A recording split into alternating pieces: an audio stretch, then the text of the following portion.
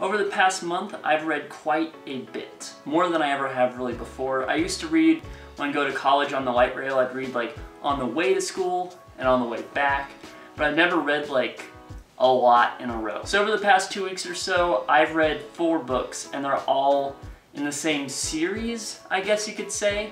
They're all canon Star Wars books, which I never really got into because I never thought they'd really apply much, but when they reformed the canon when Disney bought them, they feel like they have meaning now. It's not just like 100 books I have to read, it's like 17, so I think I can actually manage that. In the last 2 weeks, I've read 4 of them. I have read Lost Stars, Bloodline, Ahsoka, and Phasma. And the next 2 books I'm planning on reading are the Leia book, and I'm also reading Thrawn. I finished Phasma last night at around like 4 a.m., so I'm going to review these 4 books since it's the most books I've ever read in such a short span of time.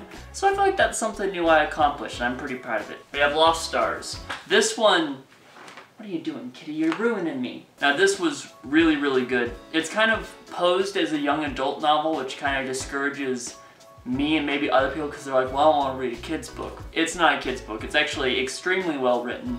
It has very likable characters. It's pretty much Romeo and Juliet, but in the Star Wars universe. So one of them is a rebel and one of them is not a stormtrooper.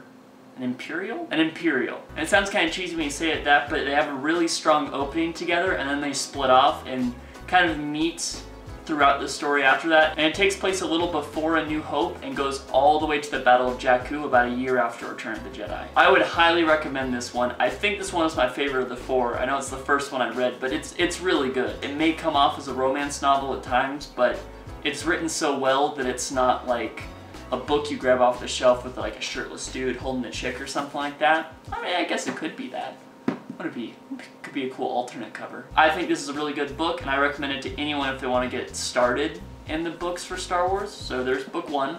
Second book is Bloodline, and I have these 3 books. This had my favorite side character, I'd say. His name was Ransom Casterfo, which is a strange name. It's Star Wars-y. But Ransom Casterfo is really well written. When he starts off, I'm just like, oh, he seems like a disposable character. But he kind of builds up to something that makes you identify with what he's feeling and stuff. Because I feel like a lot of times in movies and in books and stuff, you don't understand their motivations if it's not the main character. But they do a really good job at showing his point of view and making him an understanding character. So I would also recommend Bloodline. I mean, I'm going to kind of get this out of the way. I'd recommend all these books. I'm reading the books in an order of which I'd like to read them most. So the farther I go down the line, I'm expecting to like them less. But so far, they've been great. Third, we have Ahsoka. This one I read the fastest. It has really big text, like really big text.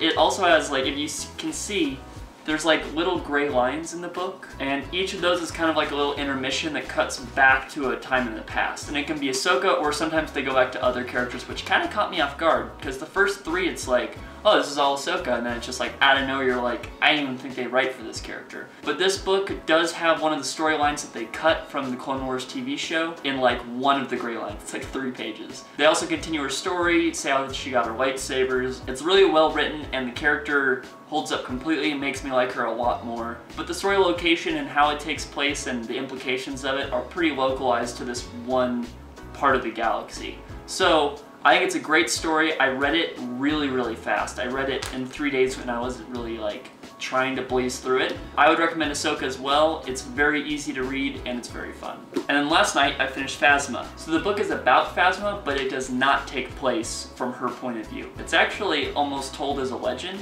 but it starts off with a resistance spy who gets caught by this guy, Captain Cardinal, and interrogated in secret to try and find secrets about Captain Phasma. That was a lot of secrets. It's told from the resistance spy's point of view of a story she heard from one of Phasma's friends. So Phasma is pretty far removed from point of views in this thing. So the character that's telling the story is Civ, who told the story to the resistance spy, who's then retelling the story to Captain Cardinal. Because the thing with Phasma's character, she's a very mysterious character.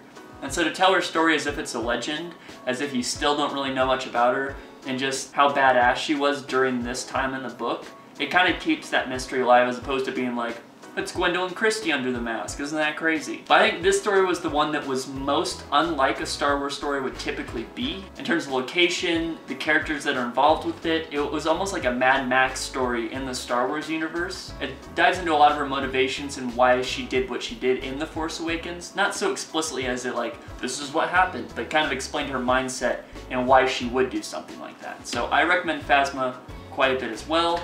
But yeah. God, that was kind of a mouthful. I'm sorry if that was really long, but I really like these books. I'm going to be reading more, so let me know if you want me to review books again. But then that's not really a new experience, but it's new books.